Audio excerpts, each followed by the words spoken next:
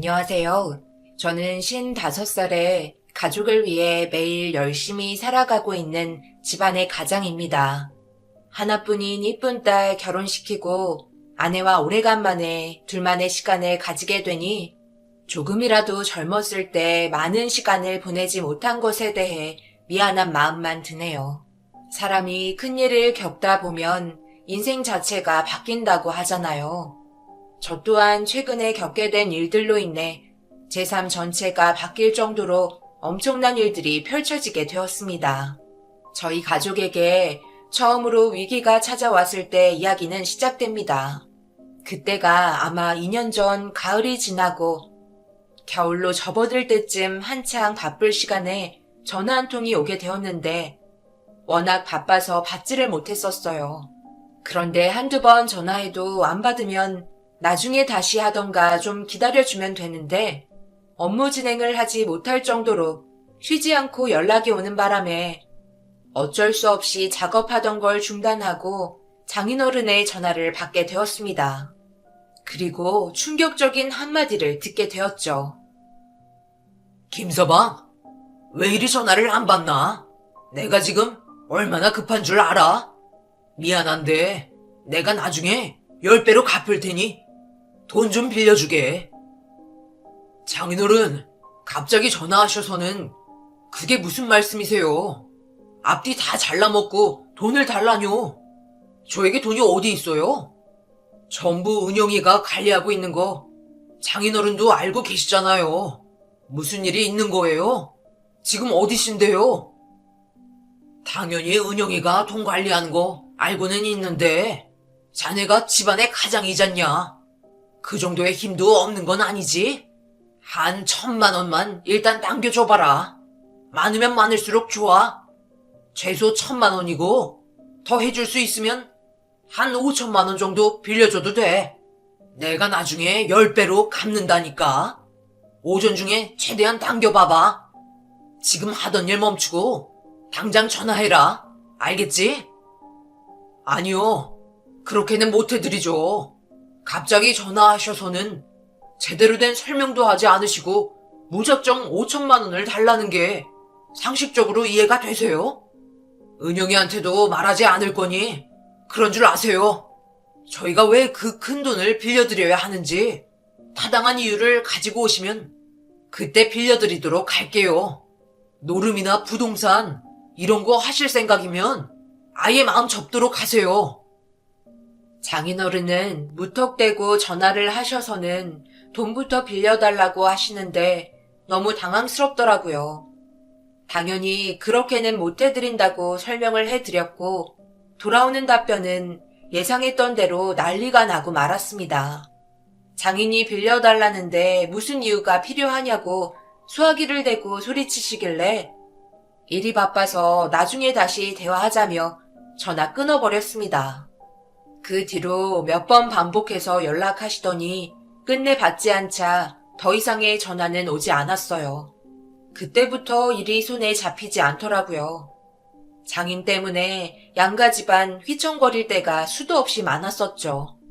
그 때문에 아내 또한 눈물을 수도 없이 흘렸었고 저와도 몇 번 대판한 적이 있었습니다. 뭐 하나에 꽂히면 무조건 넘어뜨리고 봐야 직성이 풀리는 성격이시라 장인의 전화 이후 또다시 불안감이 엄습했죠. 정신적인 스트레스가 상당한 상태여서 힘겹게 도어록 설치를 끝낸 뒤 퇴근 준비하려고 차 트렁크에 공구를 정리하고 있는데 이번에는 아내에게 연락이 왔고 역시나 불안한 마음은 적중하고 말았습니다. 장인이 갑자기 집에 찾아와서는 돈을 요구한다며 최대한 서둘러 집에 와주길 재촉했고 아내와의 통화가 끝나자마자 급하게 집으로 달려갔습니다. 그렇게 도착하자마자 벌써 집안은 난리가 난 상태였어요. 장모님까지 오셔서는 이성을 잃어버린 장인을 말리고 있었습니다. 장인어른, 지금 뭐 하시는 거예요? 제가 나중에 다시 얘기하자고 분명 말씀드렸잖아요. 꼭 이런 식으로 행동을 하셔야 돼요. 김서방, 자네가 감히 장인의 전화를 무시해? 내가 분명 말했지? 오전 중으로 꼭 돈을 만들어 오라고. 그 돈 묵혀둬봤자 뭐해? 투자를 해야 더 많은 돈을 벌어들일 수 있는 거 몰라? 지금 당장 내 앞에 5천만 원 가지고 오게. 5천만 원만 있으시면 되겠어요? 아예 그냥 저희 집에 있는 모든 재산 홀라당 해드세요. 장인이 장인다워야 취급을 해주지. 이런 식으로 막 나가시면 제가 대접해 드릴 것 같아요? 각자 지켜야 할 선이라는 게 있는 거라고요. 5천만 원 가지고 뭐 하시게요? 뭐긴 뭐야. 이게 다 너희들 부자 만들어주려고 하는 거지. 나이도 잘 만큼 차서 돈 벌 것도 없는데 괜찮은 종목 하나 있어서 투자 좀 하려고 한다. 그게 뭐 잘못된 거야? 모두 잘 먹고 잘 살면 좋은 거잖아. 이번 건은 확실한 정보를 받았으니까 무조건 장인 말 믿고 따라와 줬으면 좋겠네. 내가 이 정보 얻으려고 얼마나 힘들었는지 알아? 뭘 그리 멍하니 보고 있어? 빨리 통장 가져와. 지금도 주식하세요? 그렇게 말아먹고 아직까지 정신 못 차리신 거예요? 술은 끊어도 주식은 끊지 못한다고 하더니 그 말이 사실인가 보군요. 그 정보가 사실이든 거짓이든 은영이가 주려고 해도 제가 절대 못 드립니다. 그만 나가주세요. 예전에 장인이 주식을 하면서 꽤 많은 돈을 벌은 적이 있었어요. 오랜 기간 주식을 하시면서 잃기도 했고 어느 정도의 수익을 낸 적도 있지만 불안정한 수익 구조 때문에 모두가 불안에 떨던 시대였죠. 그렇다고 장인이 제대로 된 공부를 하고 뛰어든 것도 아닌 남들이 투자하는 곳을 따라다니며 어쩌다 걸려든 걸 자신이 주식을 잘한다고 생각하고 있다는 게 참 답답했습니다. 그러다 엄청 크게 물린 적이 있었죠. 동네에 매일 함께 술 먹고 놀던 친구분이 계셨는데 그분께서 괜찮은 종목 하나를 가져왔다며 무조건 상한가 친다는 얘기에 눈이 번쩍였던 장인은 많은 재산이 있는 건 아니었지만 그 재산 전부를 태워버린 적이 있었습니다. 그런데 반대로 그 친구분은 다른 종목에 투자를 했고 희비가 엇갈리게 되었죠. 장인은 쫄딱 망하고 반대로 그 친구분은 많은 돈을 거머쥘 수 있었습니다. 결국 길바닥에 나앉을 상황이 되었고 저희 집에 머물며 지냈었어요. 결국 저희 신혼집 처분하고 작은 집으로 이사하면서 장인에게도 거처를 마련해 줬습니다. 함께 사는 것 자체가 정신적으로 너무 힘이 들었었죠. 당연히 집 명의는 저로 되어 있었고요. 그렇게 한동안 쥐죽은 듯 조용히 지내며 생활비는 무조건 장모님에게 드렸습니다. 돈 나올 구멍이 일절 없다 보니 거의 매일 집에만 계셨고 몇 달의 시간이 지나는 동안 심심하셨는지 동네 공원도 다니면서 별 문제 없이 지내시던 도중 장인의 집안을 망하게 한 친구분이 갑자기 나타났어요. 그때 이후로 또다시 불안감이 엄습해 왔었죠. 이 사실을 아내에게 들었을 때 퇴근하자마자 두 분이 계신 술집으로 찾아갔어요. 그리고 그 친구분의 멱살을 잡으며 두 번 다시 나타나지 말고 아는 척도 하지 말라며 난리를 친 적이 있었습니다. 그렇게까지 했는데 크게 달라지는 건 없었어요. 친구분의 멱살을 잡았을 때 온갖 변명을 하며 자기 친구가 잘 되는 걸 보고 싶은 거지 어느 누가 망하는 걸 보고 싶겠냐며 억울하다고 장인의 감정을 건드렸고 그걸 지켜보고 있던 장인은 그만하라고 되려 저에게 소리를 쳤었습니다. 그 뒤로 너무 실망이 큰 나머지 연락 한 통 없이 지내왔었어요.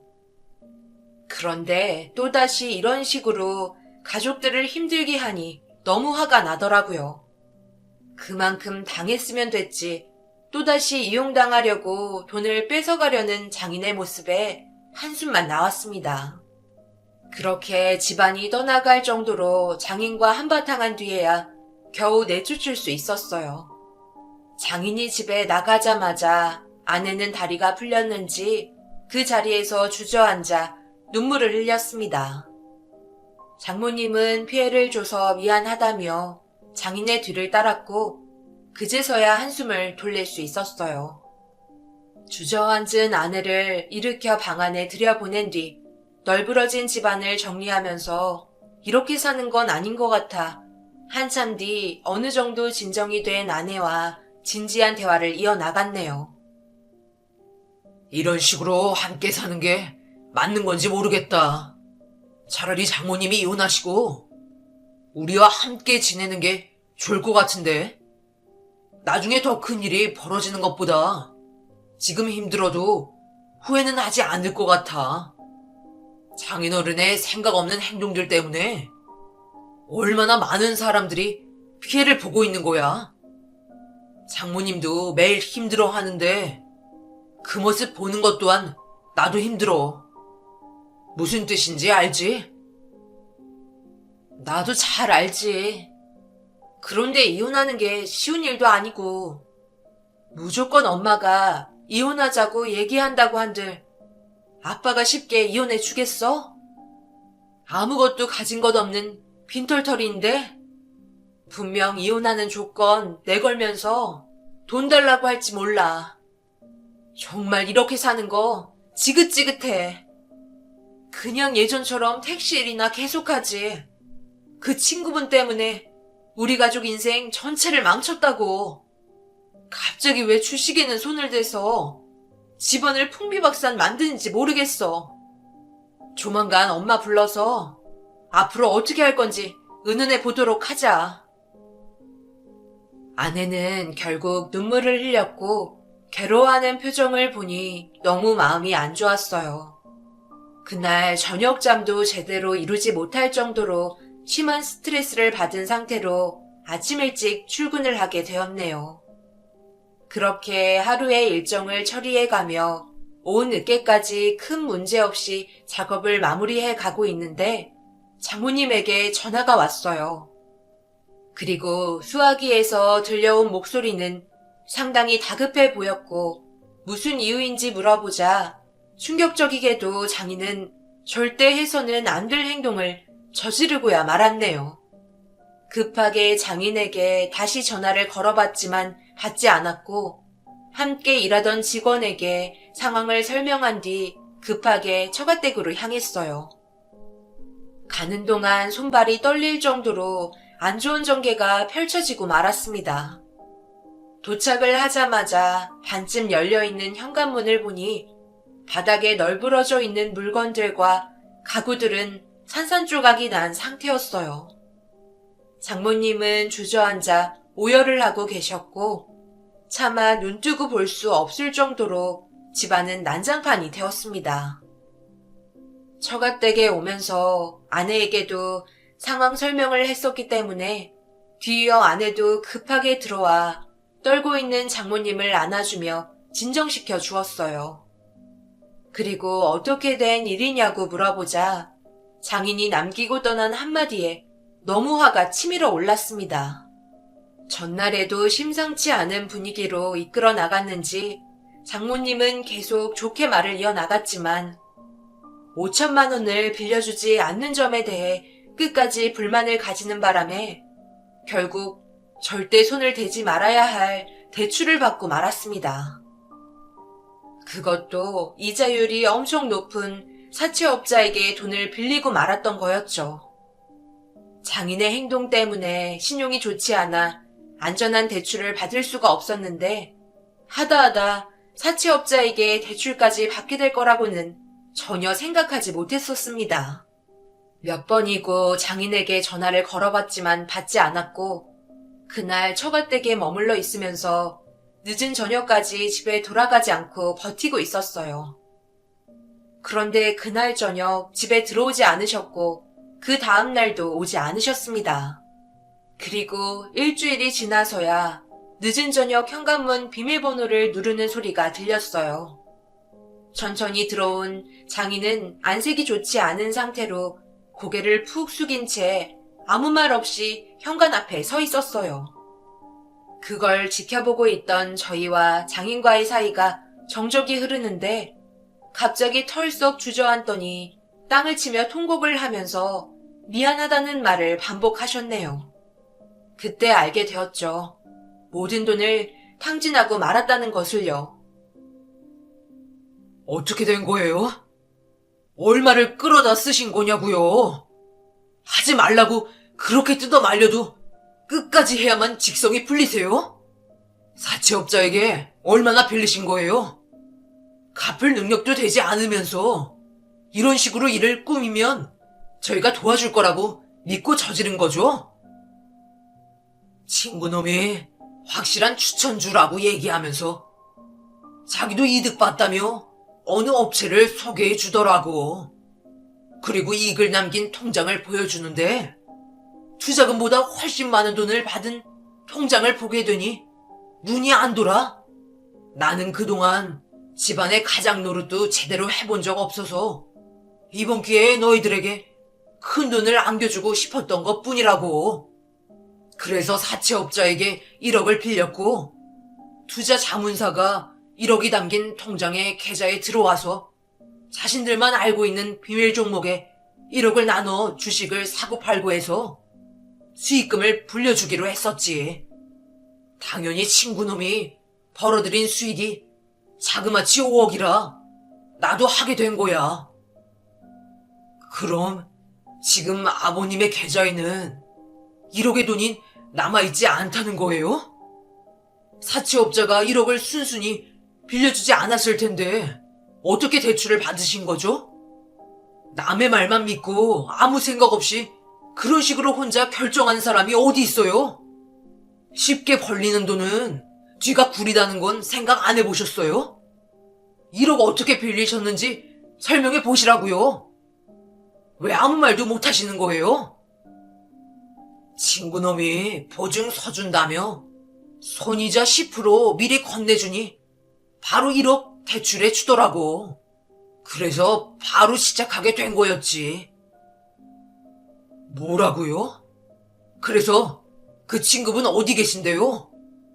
설마 연락도 안 되는 거예요?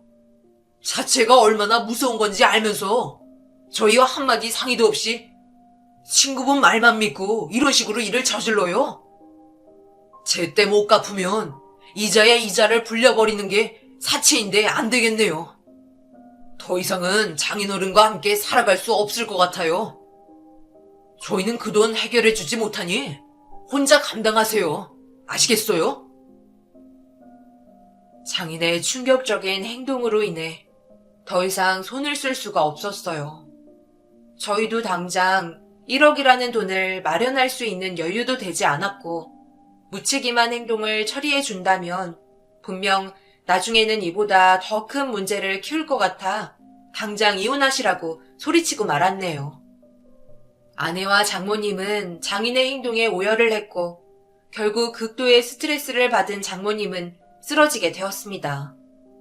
사채업자와 전화 연결이 되냐고 물어보니 번호를 알려주더라고요. 그런데 이미 이자를 갚지 않은 지 일주일이라는 시간이 흘러버려 1억의 이자는 상당히 많이 불어난 상태였고 사정을 설명했지만 씨알도 안 먹혔습니다. 장인에게 보증선 친구는 연락도 되지 않는다며 밀린 이자와 원금을 갚지 않는다면 더 이상 봐드릴 수 없다고 무서운 말투로 얘기한 뒤 전화를 끊어버렸네요. 한숨밖에 안 나왔어요. 앞이 꽉 막혀 있는 상태여서 도저히 대화 자체가 불가능했습니다. 장인은 이번 한 번만 도와주면 다시는 이런 일이 없을 거라며 손이 발이 되도록 빌었지만 큰돈을 한 번에 마련하기에는 저 또한 역부족이었네요. 그동안 제가 계획했던 모든 일들이 장인 때문에 모든 게 한순간에 잃게 되는 심각한 상황이었죠. 이런 문제로 인해 경찰서에도 찾아가 설명을 했지만 일단 정확하게 사기인지 아닌지 알 수 없는 노릇이고 돈을 빌린 것 또한 본인 잘못이기 때문에 정확한 사유가 없으면 수사 진행하는데 많은 어려움이 있다는 답변만 받게 되었네요. 주식 투자라는 게 좋은 수익이 나을 수도 있지만 잃게 되는 경우도 있어서 어떤 방법으로 사기를 당했는지 설명이 필요했어요. 하지만 제대로 된 증거조차 없었고 장인과 연결되어 있던 사람들 모두 연락 두절 상태라 어느 누구에게도 지금의 사태를 해결해 줄 수 있는 분들이 아무도 없었습니다. 장인과 친구분이 있을 만한 곳을 돌아다녀 봤지만 모두 헛수고였고 매일같이 전화 오는 사채업자 때문에 저 또한 점점 스트레스로 피가 말라가고 있었어요. 일단 저희 가족에게 피해가 가지 않도록 해결하는 게 우선인 것 같아 장모님과의 이혼을 요구했어요. 결국 장인은 눈물을 흘리며 이혼 서류에 도장을 찍었고 저희와는 남남이 되었습니다. 그런데 사채업자라는 게 생각했던 것보다 더욱더 악랄하더라고요. 법적으로 더 이상 아무런 관계가 없는 상태이고 그렇다고 제가 보증을 선 것도 아닌데 되려 불똥이 저에게 튀더라고요. 당연히 정당하지 않다며 불만을 제기했고 묵묵히 듣고 있던 사채업자는 알겠다며 전화를 끊은 뒤 저희 집에까지 찾아와 난리를 쳤습니다. 지금 이게 뭐 하시는 거죠? 저희가 대출 받은 것도 아니고 장인어른은 이혼까지 해서 법적으로 완벽한 남남인데 왜 저희에게 돈을 갚으라고 하는 거예요? 보증선 사람을 찾든지 하시면 되잖아요. 지금 당장 경찰에 신고하기 전에 당장 나가세요. 이런 식으로 나오신다면 상당히 곤란합니다. 이혼했다고 해서 피부치가 어디 갑니까? 당연히 부모가 빚을 갚을 능력이 되지 않으면 자식이 갚아야 하는 거 몰라요? 저희도 이렇게 왔다 갔다 하는 거 힘들고 체력 빠지니까 이자만이라도 납부해 주시죠. 원금도 일체 갚지 않으시고 지금 2달 가까이 된 거 아시죠? 그 이자가 벌써 얼마나 불어난 줄 아세요? 자그마치 5천만 원이나 불어났어요. 나중에는 이자가 원금을 넘어서겠네요. 그리고 경찰에 신고하신다고요? 뒷감당할 자신 있으면 한번 해보시고요. 후회할 행동하지 마시고 조용히 5천만 원 준비하시는 게 좋을 겁니다. 집에까지 찾아온 사채업자들의 행동에 더 이상 아무 말도 할 수가 없었어요. 터무니없는 이자의 금액을 말하는 것 자체가 너무 어이가 없었고 제 아내와 딸의 안전 때문에 혹시 모를 일이 벌어질까봐 경찰에도 쉽게 신고를 할 수 없었습니다. 무인도에 갇혀버린 느낌에 숨이 막힐 지경이었어요. 어쩌다가 이렇게까지 된 건지 너무 괴로웠습니다. 그래서 어쩔 수 없이 전화하고 싶지 않았지만 부모님께 손을 벌려야만 했습니다. 그래서 오래간만에 전화를 했는데 잘 지내시는지 아들이 전화했다고 반갑게 맞아주는 목소리에 차마 입이 떨어지지 않았고 결국 아무 말도 할 수 없었네요. 부모님에게까지 불행을 안겨주고 싶지 않았습니다. 아내와 결혼하면서 끊었던 담배는 어느새 제 손에 다시 들려 있었고 언제나 변함없이 한결같은 모습으로 밤하늘을 비추고 있는 무수히 많은 별들을 바라보며 앞으로 어떻게 살아가야 할지 계획을 세웠습니다. 처음에는 막노동으로 시작해 나중에는 이 집 저 집 다니면서 도어록을 설치해주는 일을 하며 악착같이 벌어 그래도 힘겹게 내 집 장만했었는데 그것도 장인어른이 사고쳐서 눈물을 머금고 반으로 쪼개 작은 집 하나 장만해드리고 다시 열심히 살면 모든 게 좋아질 거란 희망 하나에 앞만 보며 달려왔었는데 결국 그동안의 세월이 한순간에 물거품 될 거라고 생각하니 가슴이 너무 아팠습니다. 아내와 결혼 이후 단 한 번도 눈물을 보인 적 없었던 제가 처음으로 사는 게 너무 서러워 흐느끼며 눈물을 흘리고 말았네요. 다음날 아침 장모님과 아내를 거실에 앉힌 뒤 저희가 가진 모든 재산을 처분하는 게 좋을 것 같다고 얘기했어요. 그러자 아내는 난리가 났고 절대 그렇게 할 수 없다며 아침부터 눈물을 흘렸네요. 분명 다른 방법이 있을 거야. 차라리 이사를 가는 건 어때?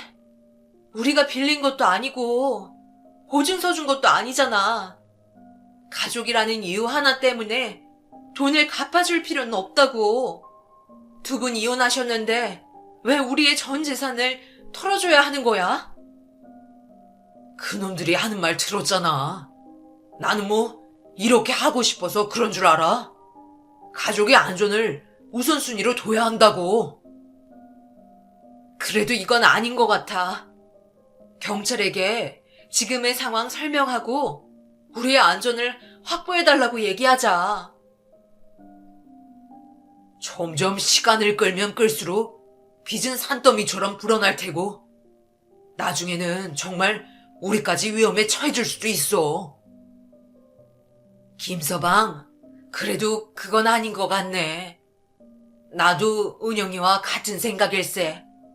능력도 없는 놈이 싸질러 놓기만 하고 치울 생각은 하지 않으니 그놈이 호되게 당해야지. 왜 우리가 당해야만 하는가? 이혼도 했고 정말 남남이니 두려워하지 말게. 그놈들이 그렇다고 우리를 함부로 막대할 수는 없을 걸세.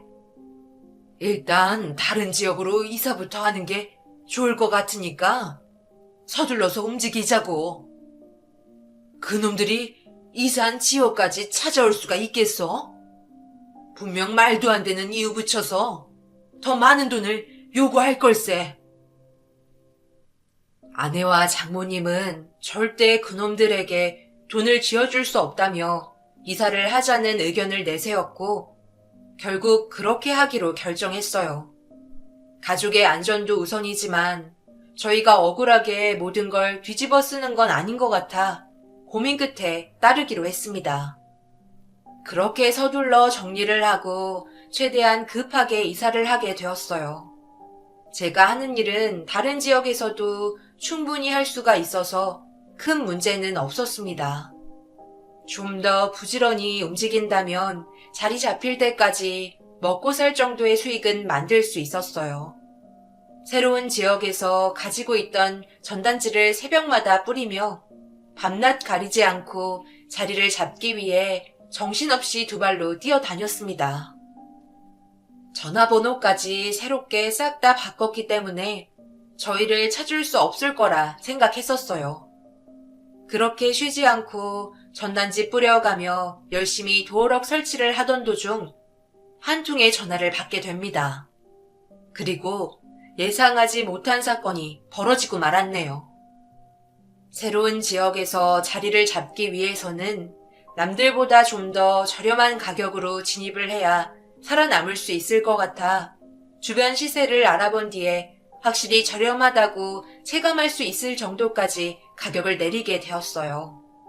일시적인 이벤트성이었기 때문에 꽤 많은 주문이 접수가 되었었죠. 노동한 대가를 절반의 값만 받고 설치를 해줬으니 점점 많은 고객분들에게 전화가 왔고 하루의 일과를 마치고 퇴근을 하려고 준비를 하던 도중 전화가 울리길래 예약 접수를 하기 위해 안내를 해드리려고 하는데 도어락 자체가 고장이 나서 출입이 되지 않는다며 건물 안에 사람이 있는데 깨어나질 못하고 있다는 전화에 어쩔 수 없이 불러준 주소로 출발을 하게 되었습니다. 그런데 도심 지역을 벗어나 인적이 드문 곳에 사람이 살고 있을지 의문이 들 정도로 상당히 노후된 빌라에 도착을 했고 작업할 공구들을 준비한 뒤 건물 안으로 들어갔는데 외국인 노동자들이 빌라에 살고 있더라고요. 그렇게 계단을 올라가 도어락을 교체받기 위해 기다리고 있는 한 사람을 만나게 되었고 문이 열리지 않아 화가 잔뜩 올라왔는지 기존에 있던 도어락을 심각할 정도로 부셔놨더라고요. 이미 고장이 난 상태여서 교체를 해야만 했고, 뒤에서 지켜보고 있던 험악하게 생긴 남자는 건물 안에 사람이 있는데 문을 열어주지 않아 화가 머리끝까지 올라온 것 같았어요. 반대편에서 열어주지 않아 망가진 도어록을 강제로 철거시켜야만 했고, 도어록을 뜯은 뒤 고정 걸쇠의 톱니바퀴를 돌려 꽤 오랜 시간을 들여 잠겨있던 문을 열 수 있었습니다. 뒤에서 지켜보던 남자는 문이 열리자마자 방 안으로 들어갔고 빨리 일어나라며 소리를 지르고 있었어요. 묵묵히 도어록을 교체하기 위해 준비하고 있는데 최근에 지어진 건물이 아니라서 그런지 제가 가지고 온 제품과 타공 사이즈가 맞지 않아 조금 더 구멍을 넓히고 있는데 구멍 너머로 얼굴이 발그레한 정체와 눈이 마주치게 되었고 급하게 시선을 회피해 마저 하던 작업을 진행했습니다. 그런데 저와 눈이 마주친 사람이 제가 있는 곳으로 천천히 걸어오더라고요. 전날에 술을 상당히 많이 마셨는지 발그레진 얼굴과 술 냄새가 진동했네요. 이보게, 자네 내가 궁금한 게 있는데 몇 가지 좀 물어봐도 되나? 바쁘면 일 다 끝나고 물어보고. 괜찮습니다. 궁금하신 거 있으시면 무엇이든 물어보세요. 혼자서 작업하는 것도 심심하거든요. 자네 이 일에서 얼마나 벌 수 있나? 늦은 시간까지 일하는 것 보니 먹여 살려야 할 입이 한두 개가 아닌 것 같은데. 사랑스러운 아내와 결혼을 앞둔 딸 하나 있고요. 그리고 장모님과 함께 지내고 있습니다. 벌어먹고 살기 참 힘드네요. 역시 내가 보는 눈이 있다니까. 딱 보니 자네에게 의지하고 있는 가족들이 많이 있어 보이더라고. 다 큰 딸내미 결혼까지 시키려면 돈이 이만저만 드는 게 아닐 텐데 돈은 많이 모았고 요즘 결혼하는데 한두 푼 드는 게 아니잖나. 그렇죠.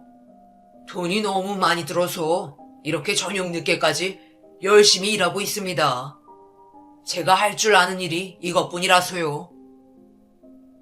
자네가 너무 열심히 일하는 모습에 내가 감동을 받아 도와주고 싶은데 괜찮다면 나랑 함께 일해보지 않겠나?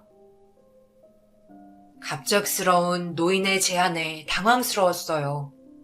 뭔가 싶어 술에 찌들어 얼굴이 발그레한 노인을 멀뚱히 쳐다봤고 그 순간 화가 잔뜩 올라있던 남자가 한창 바쁠 시간에 술만 먹고 퍼질러 잔다며 소리를 질렀습니다. 그러자 노인은 작업 끝나고 잠시 대화 좀 하자며 소리치는 남자에게 다가가 이런저런 대화를 주고받는데 계속해서 저를 쳐다보며 대화를 이어나가는 것 같았습니다. 별 신경 안 쓰고 타공 덮개를 씌운 뒤 도어록 설치를 끝마쳤고 설치비를 받으려 고객을 불렀어요.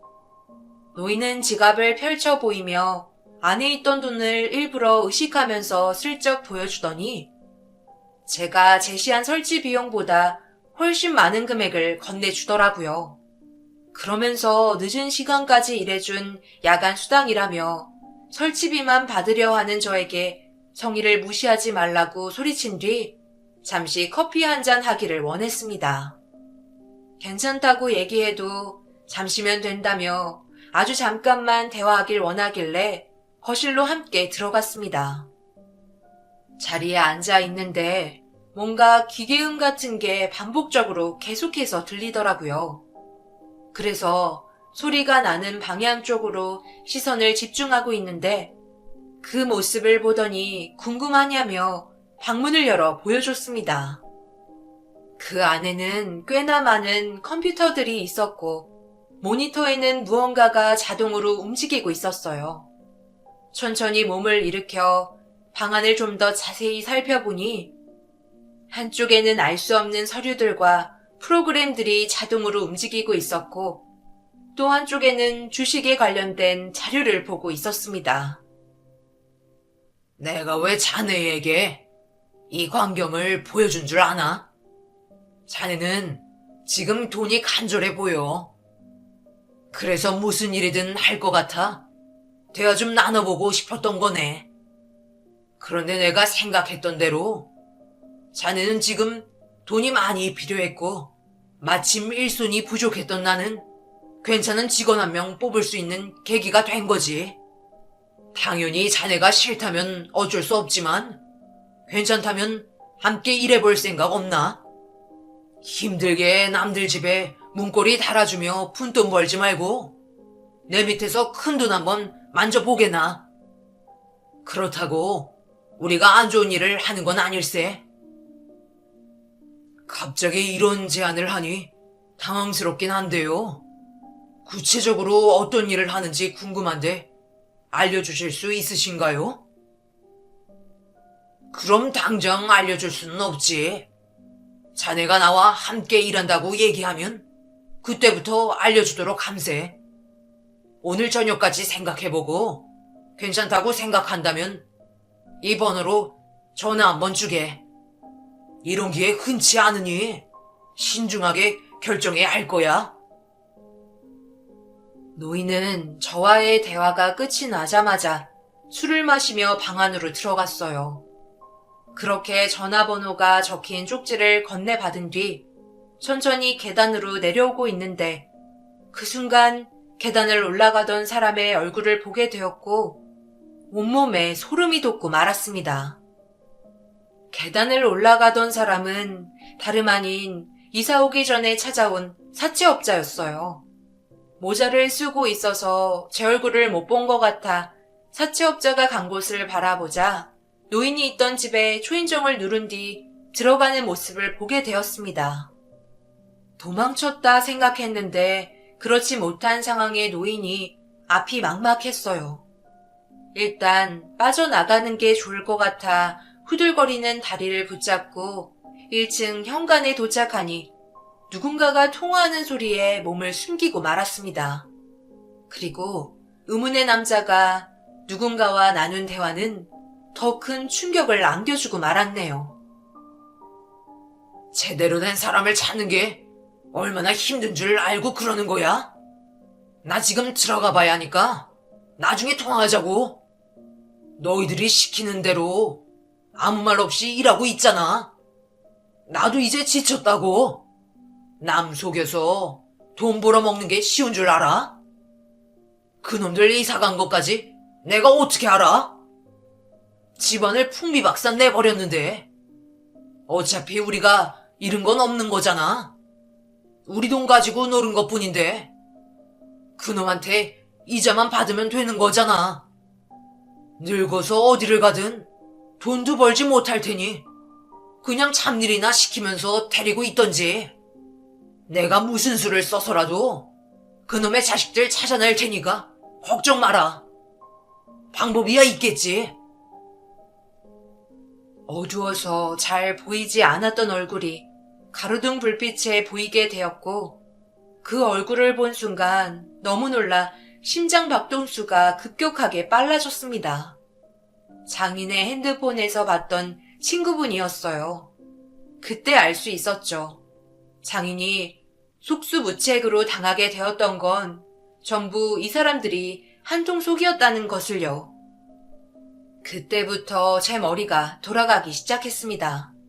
돈을 불려주겠다며 장인을 끌어들인 뒤 계획한 자기 통장을 보여주며 대출을 받을 수 있게 보증을 서주겠다고 선이자를 지급해준 뒤 받은 1억은 다시 사채업자에게 돌아가 빚만 안기게 된 장인에게 무기한 돈을 뜯어내려는 계획인 것 같았습니다. 당연히 주식에 투자한 건 한 푼도 없는 상황이었죠. 계단으로 올라간 사채업자와 건물 앞에서 통화하던 장인의 친구분의 통화에 모두가 한통속이라는 걸 확인한 순간 더 이상 참을 수가 없었습니다. 그래서 급하게 고개를 숙인 뒤 자리에서 벗어나 한적한 곳에서 그 노인이 준 쪽지에 전화를 걸었어요. 걸자마자 밝은 목소리로 같이 일을 하겠냐는 말에 동의를 했고 다음날부터 노인이 있는 건물로 출근을 하게 되었습니다. 그리고 또 다른 엄청난 계획들이 펼쳐지고 있는 걸 전부 듣게 되면서 하나하나 증거물을 쌓아 나갔습니다. 일단 여기에 있는 주식은 전부 우리 돈으로 운영하는 게 아니라 이 문자를 클릭한 사람들에게 돈을 받거나 아니면 돈을 불려주겠다는 미끼에 우리와 연관된 업체에 대출을 받게 한 뒤 매달 또는 매주 걷어들이는 이자로 투자하는 주식이고, 이 문자는 사람들이 무조건 클릭할 수 있게 만들어 우리가 상대방의 핸드폰을 조작할 수 있게 만든 프로그램이야. 일단 내가 자네에게 문자 한 통 보낼 테니까 한번 확인해 보라고. 절대 클릭 안 할 수 없을걸? 어때? 막 클릭하고 싶지? 제 계좌에 200억이 입금되었다고요? 지금 당장 확인해 보라는 문자 내용인데요. 이 문자 내용을 클릭하는 사람들이 있어요? 젊은 사람들이야 당연히 넘어가지 않지. 하지만 나와 비슷한 또래이거나 돈이 궁한 사람에게 이 문자가 간다고 생각해봐. 무조건 클릭하게 되어 있어. 그럼 우리가 만든 가상계좌로 돈이 들어가게끔 만드는데 이체된 통장을 자네가 은행에 가서 찾아오기만 하면 되는 거야. 당연히 부수적으로 여기에서 이루어지고 있는 일들 또한 같이 해줘야 하고, 자네와 내가 함께 할 수 있는 기간도 별로 안 돼. 우리는 몇 달 뒤에 또 다른 곳으로 자리를 옮길 거거든.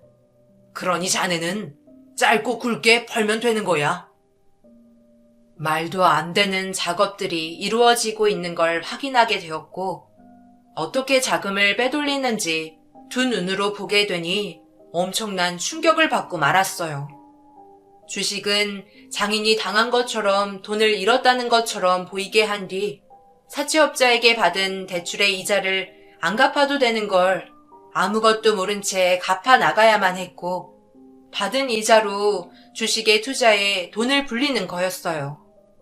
그리고 저에게 전송된 200억이 입금이 되었다는 문자 또한 내용을 클릭할 수 있게 만든 문구였고, 그 문자 내용에 적힌 주소를 클릭하는 순간 타인의 계좌를 확인할 수 있게 만드는 프로그램이 설치가 되어 있었죠. 이런 사실을 알게 되니 손이 부들부들 떨렸습니다. 눈 뜨고 코 베인다는 말이 갑자기 생각이 나더라고요. 그리고 자신들이 발각되지 않게 저를 이용해 은행에서 많은 돈을 출금할 수 있게 계획을 하고 있었던 거였어요. 저도 이용하려고 돈을 많이 준다는 미끼를 던진 상태였습니다. 그날 모든 걸 알게 된 이후 더 이상 망설일 필요가 없었어요. 그래서 은행을 다녀오라는 말에 서둘러 경찰서로 향했고, 제가 녹음한 내용과 사진들과 영상의 증거물들을 통해 그동안 범죄를 저지른 사람들을 전부 잡아들일 수 있었습니다. 그렇게 저희에게 막대한 피해를 준 친구분의 얼굴을 가까이 대면할 수 있었고, 모든 사실을 듣게 된 장인이 경찰서로 급하게 달려왔네요. 그리고 친구분의 얼굴을 보자마자 멱살을 잡은 뒤 주먹을 날렸고, 경찰서는 아수라장이 되었습니다.